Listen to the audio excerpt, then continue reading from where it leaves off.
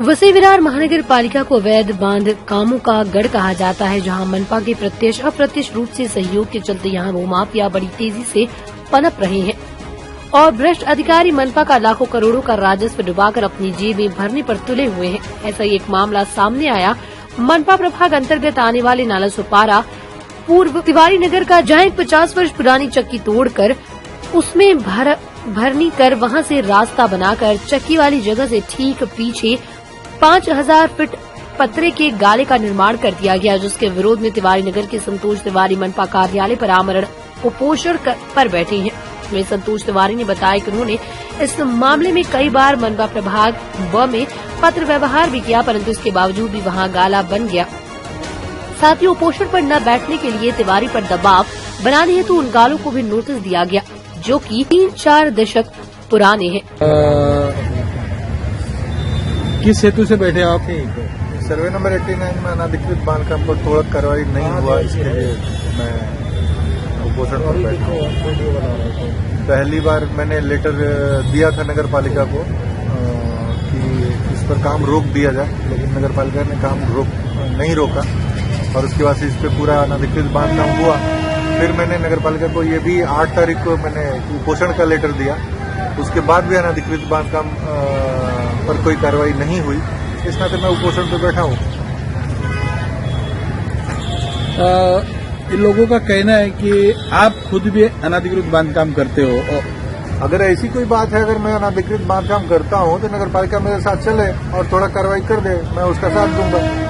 उसमें अगर मैं गलत हूँ तो नगर पालिका कार्रवाई करे, उसमें मैं रोकने जाऊँ तो मेरी गलती है। क्या नाम है आपका? संतोष तिवारी।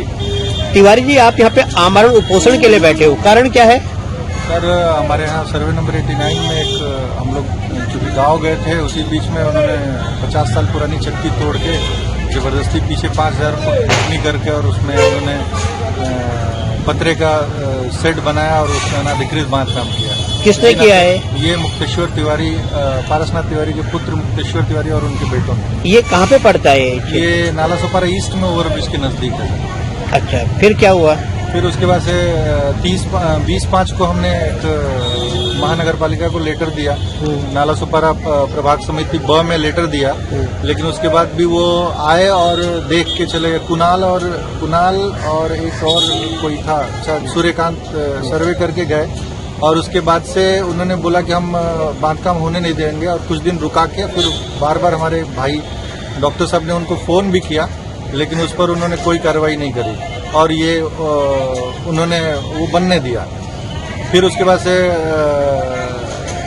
3/6 को लेटर दिया गया, फिर भी उस पर कोई कार्रवाई नहीं की। फिर उसके बाद से आगे लेटर की प्रक्रिया चलती रही और इस विषय पर अभी तक कोई कार्रवाई नहीं हो रही है। मैं बार बार मानकर जी से मिला और उसके बाद से वो पाटिल साहब जो उपायुक्त हैं उनसे मिला। मिलने के बाद भी उन्होंने मानकर जी को फोन करके बोला भी कि आप तोड़ दीजिए, लेकिन अभी तक कोई तोड़ा कार्रवाई नहीं हुई और वो अभी तक उसमें मुंबई बाजार बन गया धीरे धीरे। और इस पर इसी नाते उन्होंने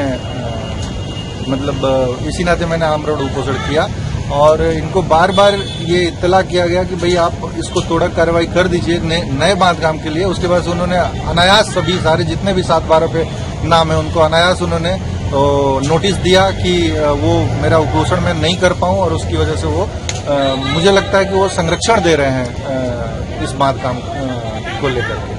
मतलब आपके उपोषण देने के मामले को रोकने के लिए कुछ अन्य जगहों पर नोटिस दिए गए? जी। वो बांधकाम कब हुआ था यहाँ पे? वो सर 1966 का है, वो हमारे पास उसका रिकॉर्ड भी है और कुछ 1966 में हुआ है, कुछ और 71 इस पर भी हुआ है, 71 में कुछ हुआ है। उसके जो ये रिकॉर्ड है नगर ग्राम पंचायत के समय में, और हमारे यहाँ तो ग्राम पंचायत देखिए ये इसके कुछ रिकॉर्ड्स हैं, आपका असेसमेंट उतारा भी है और सारी चीजें हैं। ठीक है, तो ये आपका उपोषण कब तक चलेगा? सर, जब तक वो तोड़ा कार्रवाई नहीं होगी तब तक ये उपोषण चालू रहेगा।